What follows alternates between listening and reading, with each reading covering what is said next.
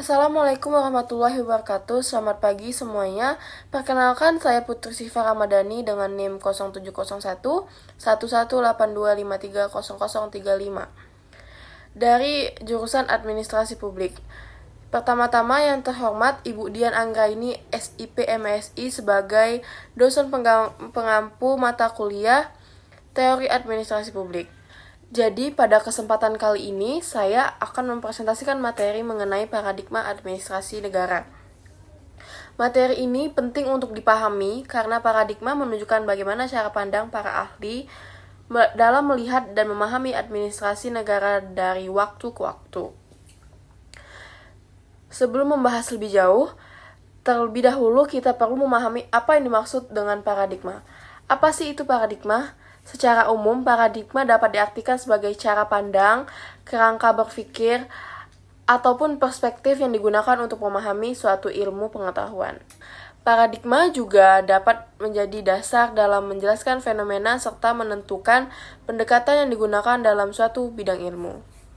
Dalam konteks administrasi negara, paradigma menggambarkan bagaimana para ilmuwan memandang peran pemerintah, birokrasi, serta hubungan antara negara dengan masyarakat.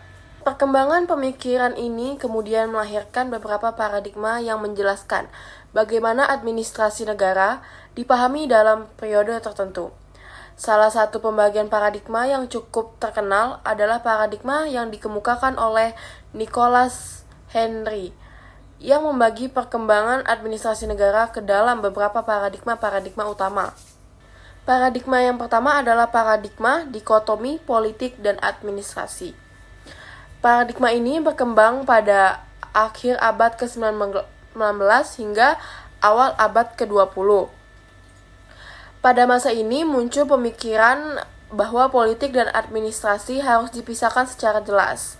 Politik dianggap sebagai proses penentuan kebijakan yang dilakukan oleh pejabat politik atau wakil rakyat, sedangkan administrasi bertugas menjalankan kebijakan tersebut secara profesional dan secara netral. Salah satu tokoh terkenal dalam paradigma ini adalah Woodrow Wilson yang sering juga disebut sebagai Bapak Administrasi Publik. Ia berpendapat bahwa administrasi harus dijelaskan secara ilmiah agar pemerintah dapat berjalan lebih efektif dan efisien. Menurut pandangan ini, birokrasi seharusnya bekerja secara profesional tanpa dipengaruhi oleh kepentingan publik. Tujuan utama dari pemisahan ini adalah untuk menciptakan pemerintahan yang lebih efisien dan menghindari praktik-praktik nepotisme serta penyalahgunaan kekuasaan. Namun, dalam praktiknya, pemisahan antara politik dan administrasi tidak selalu berjalan dengan baik. Birokrasi juga seringkali tetap terlibat dalam proses pembuatan kebijakan dan dipengaruhi oleh kepentingan publik. Hal ini kemudian menimbulkan kritik terhadap paradigma ini. Kemudian, paradigma kedua adalah paradigma prinsip-prinsip administrasi. Paradigma ini berkembang pada sekitar tahun 1920 hingga 1930-an. Pada tahap ini, para ahli mulai berusaha menemukan prinsip-prinsip umum yang dapat digunakan dalam mengelola organisasi secara efektif dan efisien. Para ilmuwan administrasi pada masa ini percaya bahwa terdapat prinsip-prinsip tertentu yang bersifat universal dan dapat diterapkan pada berbagai jenis organisasi termasuk organisasi pemerintahan. Salah satu tokoh yang berpengaruh pada paradigma ini adalah Henry Fayol yang mengemukakan berbagai prinsip manajemen seperti pembagian pekerjaan, kesatuan pemerintah, kedisiplinan, dan koordinasi. Selain itu, terdapat juga konsep yang dikenal dengan POSDCORB yang diperkenalkan oleh Later Gulick. POSDCORB merupakan singkatan dari Planning, Organizing, Staffing, Directing, Coordinating, Reporting, dan Budgeting.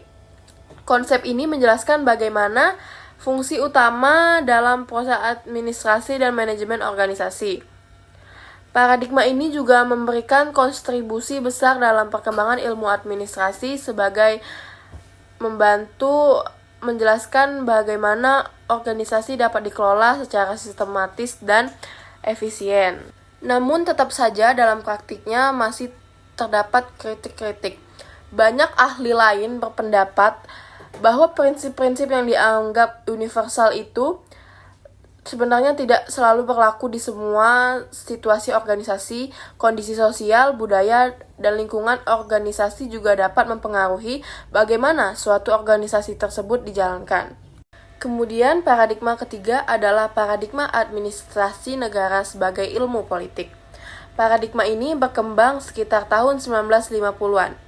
Pada periode ini, para ilmuwan mulai menyadari bahwa administrasi negara tidak dapat dipisahkan sepenuhnya dari politik. Birokrasi tidak hanya berfungsi sebagai pelaksana kebijakan, tetapi juga memiliki peran dalam proses pembuatan dan implementasi kebijakan publik. Karena itu, administrasi negara mulai banyak mempelajari dalam konteks ilmu politik. Fokus kajian tidak hanya pada organisasi birokrasi, tetapi juga pada proses pengambilan keputusan, kekuasaan, serta hubungan antara pemerintah dan masyarakat. Pendekatan ini mampu menjelaskan bahwa birokrasi merupakan bagian dari sistem politik yang lebih luas. Namun, di sisi lain, paradigma ini juga menimbulkan kekhawatiran bahwa administrasi negara akan kehilangan identitasnya sebagai disiplin ilmu yang berdiri sendiri. Lalu paradigma keempat, paradigma administrasi negara sebagai ilmu administrasi. Paradigma ini berkembang sekitar tahun 1960-an. Pada tahap ini, para ahli berusaha memperkuat identitas administrasi negara dengan menggunakan konsep dan pendekatan dari ilmu administrasi publik dan ilmu manajemen. Pendekatan yang digunakan ini menjadi lebih ilmiah dan sistematis. Para peneliti mulai menggunakan teori organisasi, teori perilaku organisasi, serta metode penelitian yang lebih modern dalam mempelajari administrasi negara. Fokus utama dari paradigma ini adalah bagaimana organisasi publik dapat dikelola secara efektif dan efisien untuk mencapai tujuan pemerintahan. Paradigma ini juga menekankan pentingnya profesionalisme birokrasi, kemampuan manajerial aparatur negara, serta penggunaan metode manajemen yang lebih rasional dalam menjalankan organisasi publik. Dan yang terakhir, paradigma kelima yaitu paradigma administrasi negara menjadi administrasi publik. Paradigma ini berkembang sejak tahun 1970-an hingga saat ini. Pada tahap ini, ruang lingkup administrasi publik menjadi lebih luas. Administrasi publik tidak hanya membahas organisasi pemerintah, tetapi juga hubungan antara pemerintah, masyarakat, dan sektor swasta. Fokus kajian administrasi publik mulai mencakup berbagai isu penting seperti pelayanan publik, kebijakan publik, partisipasi masyarakat, transparansi, akuntabilitas, tata kelola pemerintah yang baik atau good governance. Pada periode ini juga muncul berbagai pendekatan baru dalam administrasi publik, salah satunya Neo Public Management yang menekankan efisien, efektivitas, serta penggunaan prinsip-prinsip manajemen sektor swasta dalam sektor publik. Pendekatan ini mendorong pemerintah untuk lebih berorientasi pada kinerja, hasil pelayanan kepada masyarakat.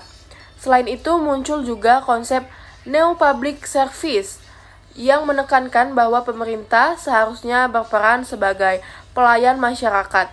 Dalam konsep ini, partisipasi masyarakat dan nilai-nilai demokrasi menjadi sangat penting dalam penyelenggaraan pemerintahan. Melalui pendekatan ini, masyarakat tidak hanya dipandang sebagai pelanggan pelayanan publik, tetapi juga sebagai warga negara yang memiliki hak terlibat dalam proses pemerintahan. Dari berbagai paradigma yang sudah saya sebutkan tadi, kita dapat melihat bahwa administrasi negara mengalami perkembangan yang cukup panjang. Pada awalnya, fokus administrasi negara adalah pada efisiensi birokrasi dan pengelolaan organisasi. Tapi seiring waktu, fokus tersebut berkembang menjadi lebih luas dengan memperhatikan aspek pelayanan publik, partisipasi masyarakat, serta tata kelola pemerintahan yang baik. Perkembangan paradigma ini menunjukkan bahwa administrasi negara merupakan ilmu yang dinamis. Setiap paradigma muncul sebagai respon terhadap kondisi dan permasalahan yang terjadi pada masa tertentu. Bagi mahasiswa administrasi publik, memahami paradigma administrasi negara sangat penting karena dapat memberikan dasar pemikiran dalam mempelajari berbagai konsep dan teori di bidang pemerintahan. Demikian presentasi yang dapat saya sampaikan pada kali ini. Terima kasih atas perhatiannya. Wassalamualaikum warahmatullahi wabarakatuh.